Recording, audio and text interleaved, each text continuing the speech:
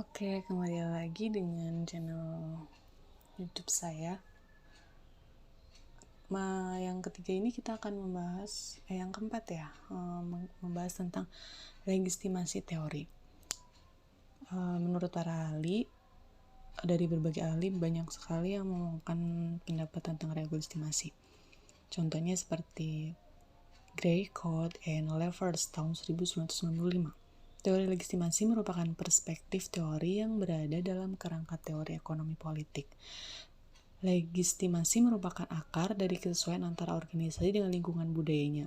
Itu menurut Mayer dan Scott tahun 2009. Lalu yang ketiga, legitimasi merupakan sistem pengelolaan perusahaan yang berorientasi pada keberpihakan terhadap masyarakat.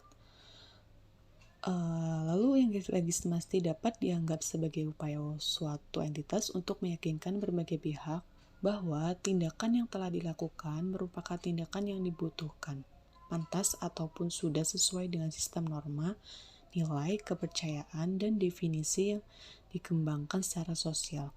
Menurut Sussman tahun 2015. Legitimasi diberikan oleh berbagai pihak-pihak di luar perusahaan. Namun, legitimasi mungkin saja dapat dikendalikan oleh perusahaan itu sendiri, menurut Grahovar tahun 2002.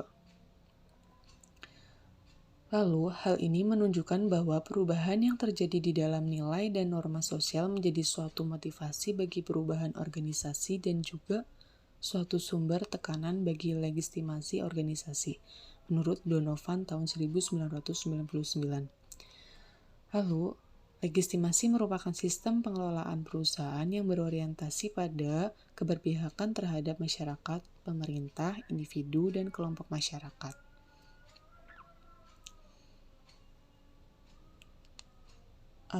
Untuk itu, strategi suatu sistem yang mengutamakan keberpihakan atau kepentingan masyarakat, operasi perusahaan harus sesuai dengan harapan dari masyarakat. Menurut Woodward Edwards dan Brikin tahun 1996. Lalu, legitimasi dapat diperoleh manakala terdapat kesesuaian antara keberadaan perusahaan tidak mengganggu atau sesuai dengan eksistensi sistem nilai yang ada dalam masyarakat dan lingkungan. Ketika terjadi pergeseran yang menunjukkan ketidaksesuaian, maka pada saat itu legitimasi perusahaan dapat terancam. Menurut Mayer dan Scott tahun 2009. Dasar pemikiran teori ini adalah organisasi atau perusahaan akan terus berlanjut keberadaannya jika masyarakat menyadari bahwa organisasi beroperasi untuk sistem nilai yang sepadan dengan sistem nilai masyarakat itu sendiri. Teori legitimasi menganjurkan perusahaan untuk meyakinkan bahwa aktivitas dan kinerjanya dapat diterima oleh masyarakat. Perusahaan menggunakan laporan tahunan mereka untuk menggambarkan kesan tanggung jawab lingkungan, sehingga mereka diterima oleh masyarakat. Dengan adanya penerimaan dari masyarakat, diharapkan dapat meningkatkan nilai perusahaan, sehingga dapat meningkatkan laba perusahaan. Hal tersebut dapat mendorong atau membantu investor dalam melakukan pengambilan keputusan investasi.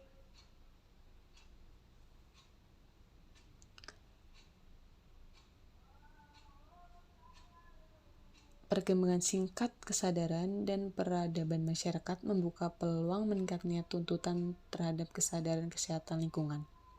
Lebih lanjut dinyatakan bahwa legitimasi perusahaan di mata stakeholder dapat dilakukan dengan integritas pelaksanaan etika dalam berbisnis atau business ethic integrity, serta meningkatkan tanggung jawab sosial perusahaan, responsibility. Tanggung jawab sosial perusahaan memiliki kemanfaatan untuk meningkatkan reputasi perusahaan, menjaga image dan strategi perusahaan, menurut Carroll dan Buchalis tahun 2003. Suatu organisasi mungkin menerapkan 4 strategi legitimasi ketika menghadapi berbagai ancaman. Untuk menghadapi kegagalan kinerja perusahaan, langkah yang harus dilakukan adalah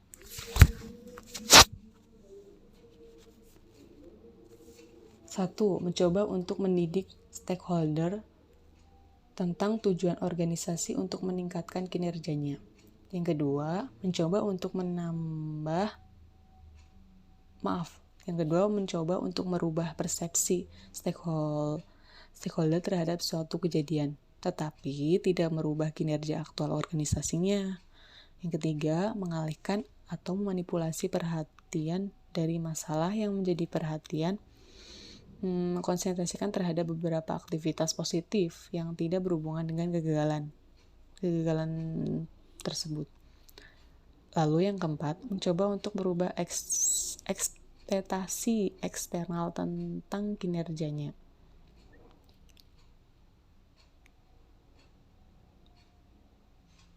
Lalu dengan kata lain, komunikasi menjadi jalur penting untuk mengoptimalkan atau memperoleh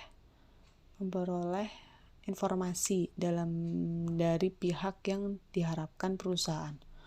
Organisasi dapat menggunakan 4 strategi informasi ketika organisasi menemui ancaman menurut Gray et al. Tahun 1995, yaitu dengan meyakinkan stakeholder melalui edukasi dan informasi mengenai kesesuaian tindakan organisasi daripada mengubah tindakan atau kebijakan yang telah diambilnya. Atau dapat dilakukan dengan menjustifikasi para stakeholder tentang tujuan atau maksud organisasi untuk meningkatkan kinerjanya melalui perubahan organisasi. Yang kedua, mengubah persepsi organisasi tanpa mengubah kinerja atau organisasinya. Yang ketiga, mengalihkan perhatian dari isu-isu penting dan yang berhubungan pada jalur sesuai dengan melewati pendekatan emotif simbol untuk memanipulasi perspektif stakeholder. Yang keempat, mengubah ekspektasi eksternal tentang kinerja organisasi.